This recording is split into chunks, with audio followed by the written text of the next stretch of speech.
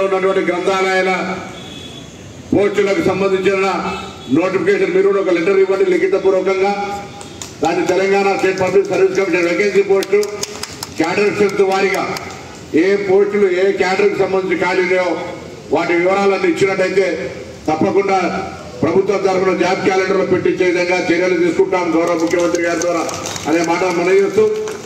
జీతాలు కూడా 1వ తారీఖున పడడానికి సెస్ మీ దగ్గరికి రావడానికి ఎంతో గొప్ప ప్రభుత్వం ఒకవేళ మిగతా అవసరాలకు వాడుకున్న జీతభత్యాలు గ్రంథాలయాల మినిమం మెయింటెనెన్స్ కు సంబంధించి తప్పకుండా మీ నిధులు మీకు ఏ విధంగా రాగలుగుతాయో ప్రయత్నం చేస్తారనే మాట మనవేస్తూ, హైదరాబాద్ సంబంధించి తప్పకుండా ఈరోజు పోగానే అది కూడా ఒక లిఖితపూర్వకంగా ఖాళీమైంది. దాని మీద జిహెచ్ఎంసీ అధికారులను వెంటనే సూచన చేసి గ్రంథాలయ సెస్ వసూలు చేయబడినటువంటి దానిలో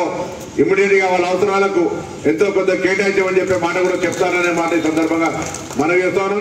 తప్పకుండా రంగనాథన్ గారు మనకి ఏ విధంగా స్ఫూర్తి ఇచ్చినాడో ఇవాళ గ్రంథాలయాలకు సంబంధించి ప్రతి మండలం కావచ్చు, ప్రతి మున్సిపాలిటీ కావచ్చు,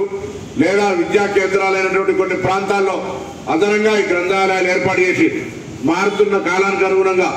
సాంకేతికమైనటువంటి అంశం ద్వారా జోడించుకొని మరి భవిష్యత్తు ప్రజలకు ఉపయోగపడేటువంటి గ్రంథాలయాల రూపకల్పన చేయాల్సిందిగా నేను రియాజ్ గారిని కోరుతూ,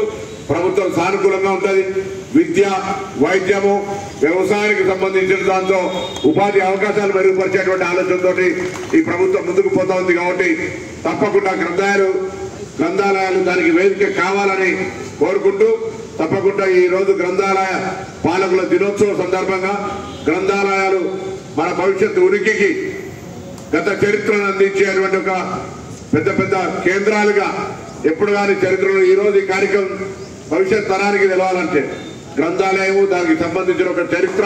ఉండాల్సిందే. లేకపోతే మనం ఈ రోజు ఎవరం కూడా గత చరిత్రకు చెందిన జ్ఞానం మన దగ్గర లేకుంటుంటుండే. మనం ఇలా గత చరిత్ర గురించి జ్ఞానం ఉంది అంటే మనకు సంబంధించి అన్ని కూడా వేదికలుగా లైబ్రరీని ఉపయోగించుకుంటాం. ఈరోజు సరే గూగుల్లో రావచ్చు, లేకపోతే అనేకమైనటువంటి సాంకేతికమైన అంశాలు వచ్చినా బేసిక్ గా ఆనాటి వాస్తవ చరిత్ర తెలుసుకోవాలంటే మళ్ళీ పుస్తకం పఠనం చేయాల్సిందే అనే మాట సందర్భంగా మనవి చేస్తూ, ఉద్యోగస్తుల సమస్యలు, నియామకాలు, నూతన గ్రంథాలయాల ఏర్పాటు 3 ప్రధానమైన అంశాలతోటి మీకు సంబంధించి అన్ని రకాలుగా మద్దతుగా ఉంటారనే మాట మనవి చేస్తూ, మరి రియాజ్ గారి నాయకత్వంలో గ్రంథాలయ సంస్థ అన్ని రకాలుగా అభివృద్ధి చెంది కేరళ రాష్ట్రం కంటే మించే విధంగా